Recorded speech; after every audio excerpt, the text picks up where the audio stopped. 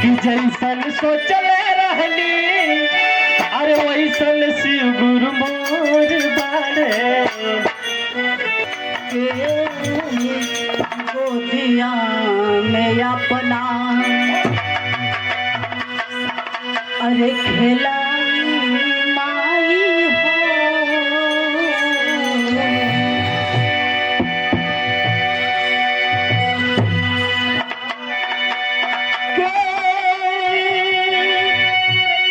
बेटी कही हमरा के अरे बोलाई माई हो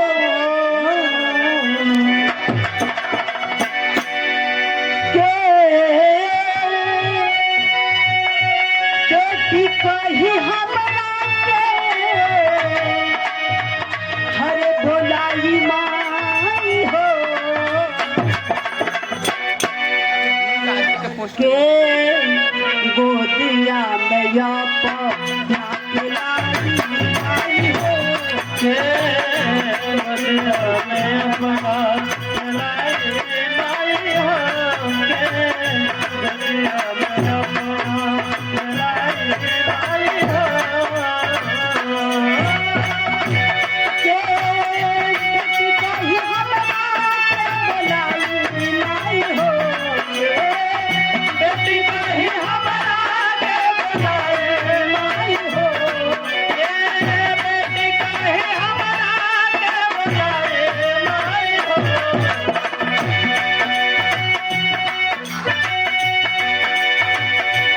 जब बिटिया दूसरे माई को देखे दूसरे माई के देखे तो अपने माई के बहुत याद आवे वैसे ही आज भी है मन से अपने माँ को बहुत याद आवे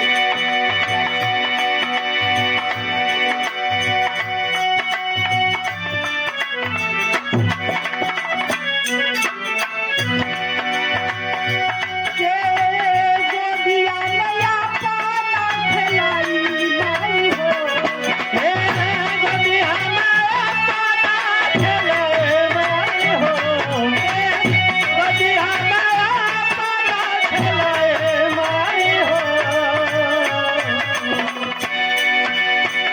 माई तो माई होली के गोदिया में अपना खिलाई माई हो के बचिया करी हमरा के बुलाई माई हो बेटी कही हमरा के बुलाए माई हो बेटी कही हमरा के बुलाए माई हो बेटी कही हमरा के गोदिया मेरा पगा खेलाई माई हो गोदिया मेरा पगा खेलाई माई हो बचिया कही हमरा के बुलाए माई हो के बुलाए माई हो के बचिया कही हमरा के बिटिया सोचतिया और रो रो के कहतिया कि माई हो कि तू ही बारू जन्मवले पूरा दुनिया देखले तू ही बाड़ू जनमौले पूरा दुनिया देखौले तू ही बाड़ू जनमौले पूरा दुनिया देखौले हे मैया कि हमरा खातिर सुख दुख मैया रहलू नवले हमरा खातिर सुख दुख मैया रहलू तू खौले हमरा खातिर सुख दुख मैया रहलू तू खौले हे माई तू तो हमरा के छोड़ के चल गई बिटिया कहतिया के सोचिया तो हमारा भलाई माई हो हे गोदिया में हमरा भलाई माई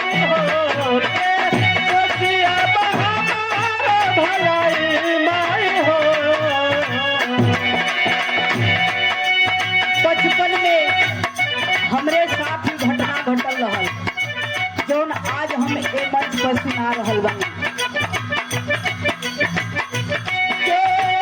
सोचिया तो हमारा भलाई माई हो के बेटी कही हमरा के बुलाई माई हो के बेटी कही हमरा के बुलाए माई हो के बेटी कही हमरा के बुलाए माई हो के बेटी कही हमरा के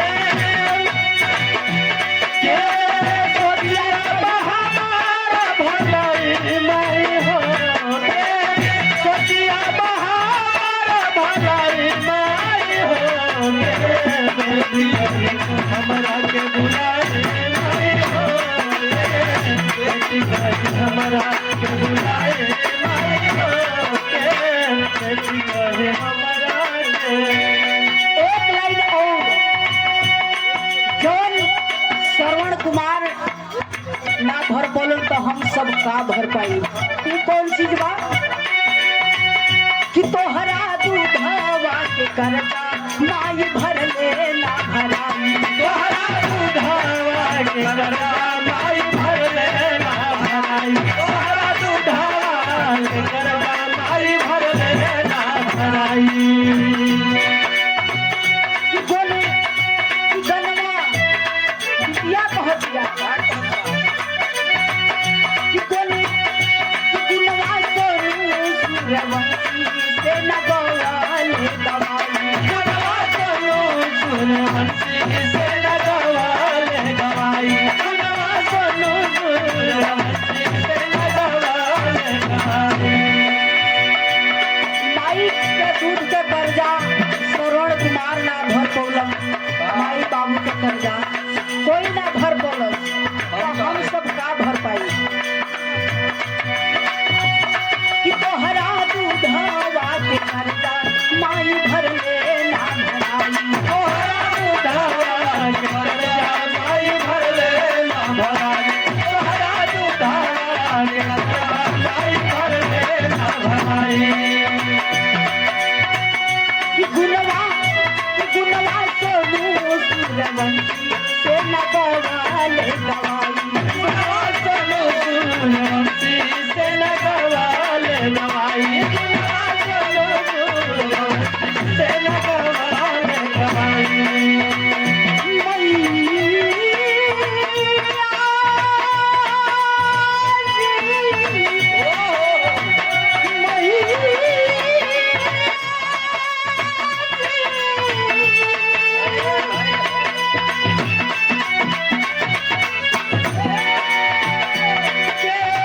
बगल कही हमरा के बनाई माई हो पगली कहे हमारा के बुलाए माई हो के पगली कहे हमारा के बुलाए माई हो माई अपने भाषा में प्यार से पगली भी कह देले कुछ भी कह देले प्यार से के पगली कही हमरा के बोलाई माई हो के बेटी कही हमरा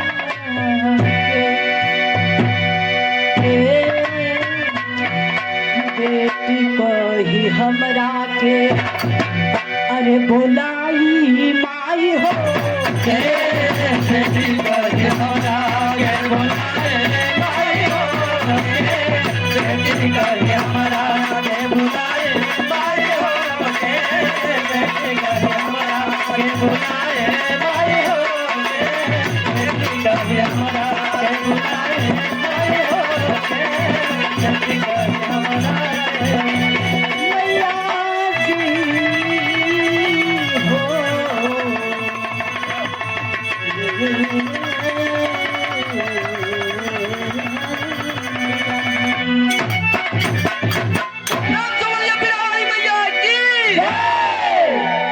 बहुत ही सुंदर दर्दनाक भजन जो दिलों और दिमाग को झकझोर देने वाला भजन है। माँ माता पिता का कद्र उस समय नहीं होता है जिस समय माता पिता होते हैं, लेकिन जब गुजर जाते हैं, जब इस दुनिया में नहीं रहते हैं, तब अपने माँ और पिता का अहमियत समझ आता है, दर्द समझ आता है। ये गाना का भाव आप लोगों शायद गौर से नहीं सुनला। गाना दिल और दिमाग के झकझोर देने वाला रहल का छोटू के जेकर माता पिता से साया इस दुनिया संसार से उठ गल हुई, उ एक बार गौर करबे लाइन के सोनू सूर्यवंशी जी गौली आंख से आंसू छलक गल।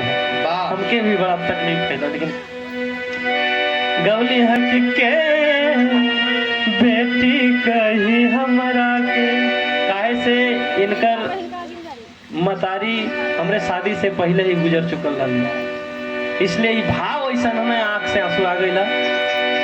हम देखली हमके बड़ा लगल भाव एक आप लोग थोड़ा सा लाइन सुनाओ थी। कहली है कि के बेटी कही हमारा के अरे अब बुलाई माई हो के गोदिया में पना लाई माई हो। ये लाइन ऐसा है कि हमारे आंख से आंसू जाता है कि के गोदिया में अपना लाई माई हो के बेटी कही हमारा के बुलाई माई हो। तू ही बारू जनमवन पूरा आगे हम ना बोल सकिला जी। गाना सुनी, गाना बहुत दर्दनाक था, लेकिन ध्यान से सुनना तब। तू ही बड़ा जनमवन हमके दुनिया दिखवे के सोचिया भलाई माई हो के बेटी कही हमारा बुलाई माई हो।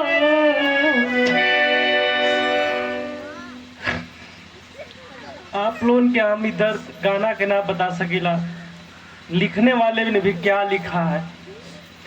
जिसके माता पिता नहीं होंगे वो समझता होगा इस गाने के बाप को। जेकर बाप मतारी हऊ करे लिए तभी बोझा लगत हुआ, लेकिन इस संसार से जब माता पिता का साया उठ जाता है, उस समय माता पिता का वैल्यू और जिम्मेदारी समझ आता था कि हम क्या थे उस समय और इस समय क्या है।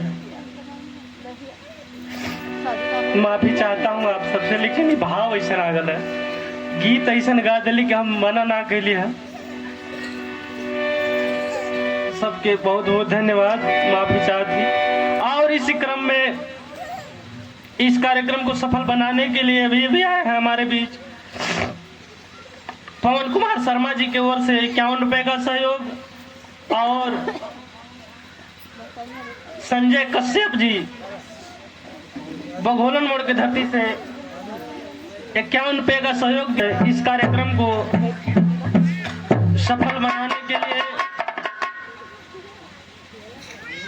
आप सभी का इस शिव दरबार में माहेश्वर शिव गुरु के इस प्रांगण में शायद यह कार्यक्रम 4 सालों से लगातार चलता रहा, लेकिन इतना इमोशनल और साथ दर्दनाक गीत कोई नहीं गाया था। सभी लोग आए, भक्ति भजन का आनंद लिए, महाप्रसाद के चले गए। लेकिन आज शायद चौथा साल है, ऐसा गाना गा दिया गया कि सब लोग इमोशनल हो गए। सभी लोगों की आंखों से आंसू छलका ना हो, लेकिन दर्द दिल जरूर पिघल गया होगा। ऐसा भाव था गीत का, हमसे भी नहीं रुक सका, क्योंकि हमारी माँ हो चाहे इनकी माँ हो चाहे आप सबकी माँ हो, माँ तो माँ होती है। माफी चाहता हूँ इस गीत के लिए, लेकिन ये गीत ऐसा है कि इतना अंदर भाव है गीत के अंदर कि समाज में ये गीत गावल जा सकेला, गा दिली, अच्छा लगल। आप सबके अच्छा लगल हुई तो एक बार हंस के ताली बजा दे।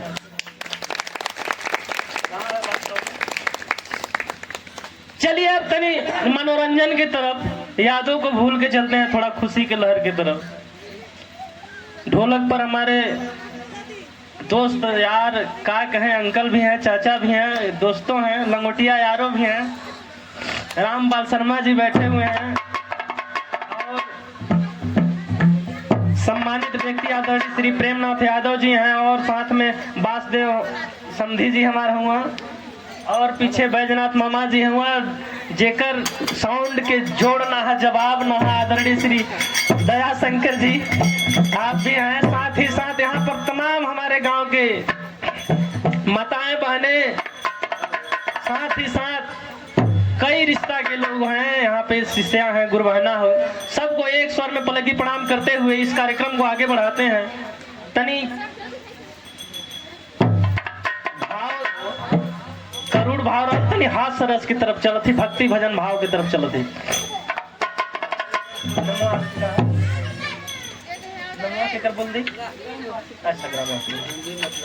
ग्रामवासी कोलिन मार के धरती से 21 रुपए का सहयोग दे रहे हैं इस कार्यक्रम को सफल बनाने के लिए।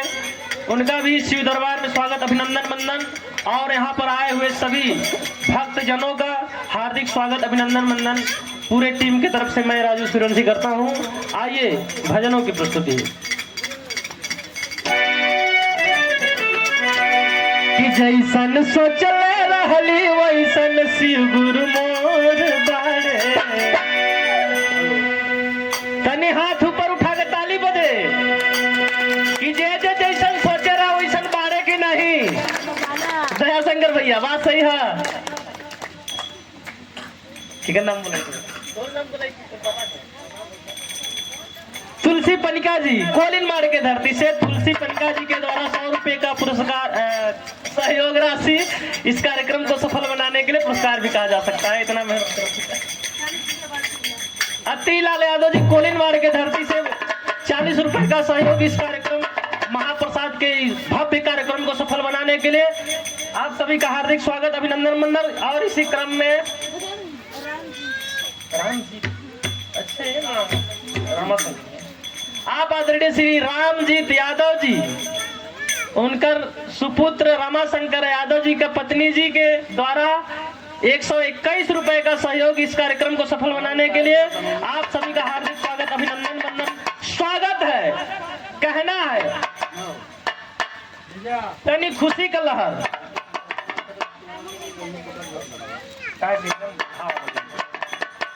लहर कहा कि जैसन सोचले रहली अरे वैसन शिव गुरु मोर बाड़े।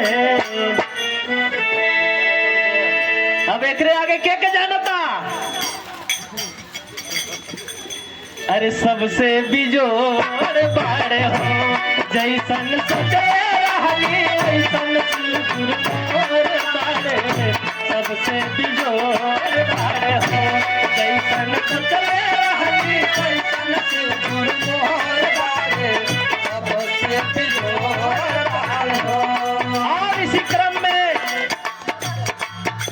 बेचन यादव जी 51 रुपए का सहयोग माहेश्वर शिव गुरु के इस कार्यक्रम को और महाप्रसाद भंडारे का भी विशाल कार्यक्रम को सफल बनाने के लिए सहयोग प्राप्त हुआ है। आदरणीय श्री बाबा हमारे बेचन यादव जी के द्वारा 50 रुपए का सहयोग, सादर प्रणाम पलगी प्रणाम करते हुए स्वागत, अभिनंदन वंदन करता हूँ। यहाँ पर बैठे सभी माताएं बहनों का भी एक स्वर में पलगी प्रणाम करता हूँ। कहना है जैसन सोचले रहली वैसन शिव गुरु मोर बाड़े, सबसे बिजोड़ बाड़े हो। जैसन सोचले रहली वैसन शिव गुरु मोर बाड़े, सबसे बिजोड़ बाड़े हो। जैसन सोचले रहली वैसन शिव गुरु मोर बाड़े, सबसे बिजोड़ बाड़े हो। जैसन सोचले रहली वैसन शिव गुरु मोर बाड़े, सबसे बिजोड़ बाड़े हो। और सहयोग के क्रम में आदरणीय श्री राम जी के पत्नी श्री के द्वारा 50 रुपए का सहयोग, सादर प्रणाम, स्वागत, अभिनंदन मंडल।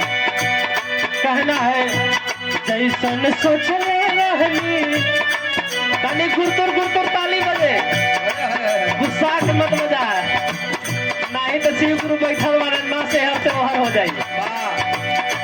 जैसन सोचले रहनी वैसन शिव गुरु मोर बाड़े, सबसे बिजोड़ बाड़े हो। जैसन सोचले रहनी वैसन शिव गुरु मोर बाड़े, सबसे बिजोड़ बाड़े हो। जैसन सोचले रहनी वैसन शिव गुरु मोर बाड़े, सबसे बिजोड़ बाड़े हो।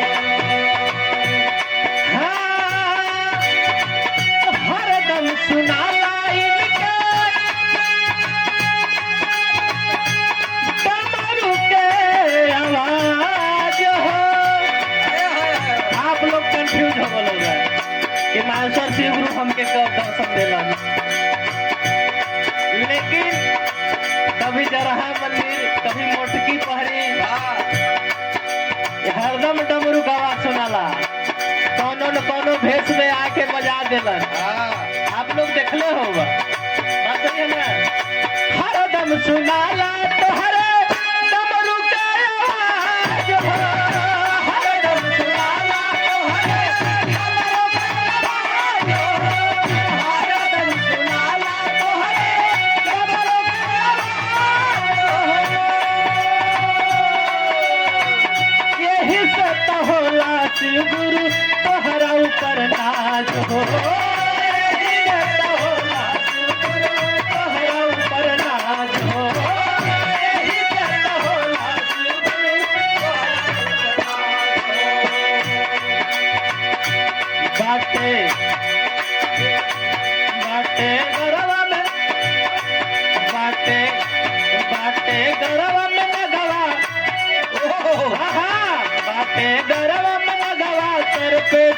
चकोर बाड़े, सबसे बिजोड़ बाड़े हो।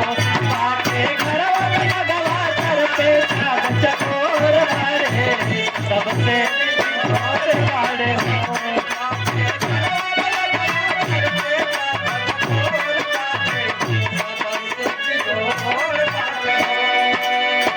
हम का कहली बाटे गले में नगवा सर पे चाँद के चकोर बाड़े, सबसे बिजोड़ बाड़े हो। हमरे हिंदुस्तान में कई करोड़ का देवी देता हो, 36 करोड़, 36 करोड़ देवी देता हूँ विज्ञान के हिसाब से, शास्त्र के हिसाब से। कितना हुआ देवी देवता? 36 करोड़। लगभग गिनती करबो 100 ठंडे नाम ना जानबा। अगर हमारे भारत का आबादी कितना बा हो छोटू? लगभग 35 से 36 करोड़ के आसपास। अर्थात जितना देवता हुआ उतना आबादी भी हमारे भारत के बा।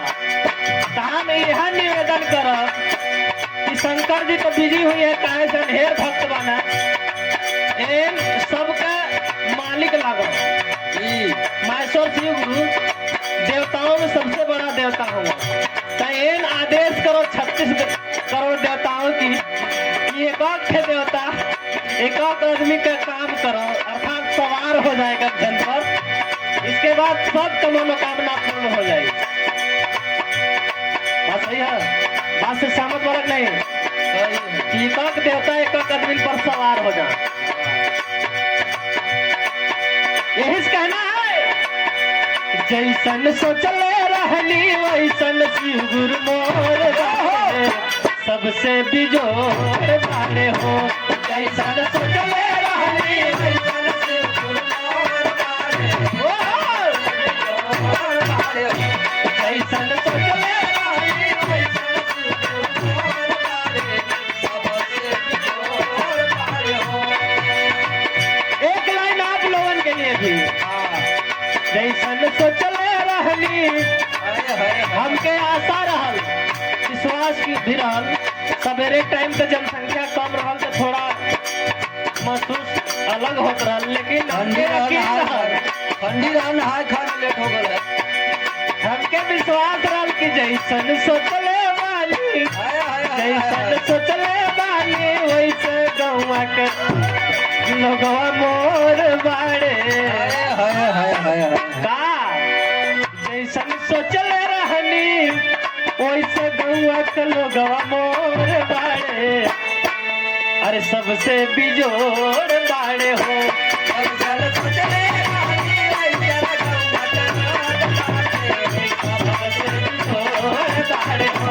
ऐसन सोचले रहनी वैसन लोगवा मोर बाड़े। सबसे बिजोड़ बाड़े हो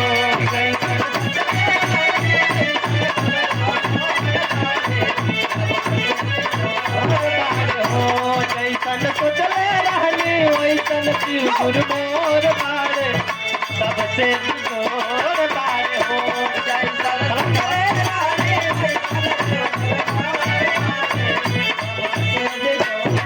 और इस शिव के दरबार में आगमन हो रहा है हमारे क्षेत्र के चौकीदार जी, अर्थात 24 घंटा पहरा करने वाले हमारे बाबा श्री आदरणीय बसंतु जी, हमारे जिगरी बाबा होगा, उनका इस शिव प्रांगण में शिव के दरबार में हार्दिक स्वागत अभिनंदन वंदन लगी प्रणाम हो। जैसन सोचले रहनी वैसन शिव गुरु मोर बाड़े।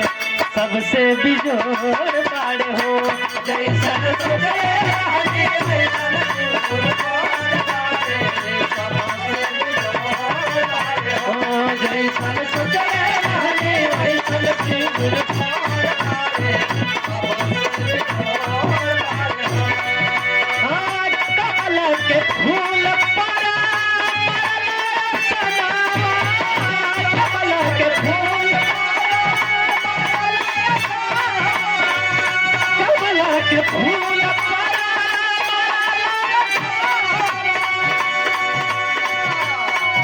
अरे शिव गुरु बन के अइला जग के समना। शिव गुरु बन के अइला जग के समना। शिव गुरु बन के अइला जग के समना। जब से शिव गुरु ना बनल रहे एक पहले इनके शंकर जी हमने कहते जी भोले बाबा शंकर जी फलाना फलाना ठिकाना बहुत सा इनका नाम रहा, लेकिन जब कमल के फूल पर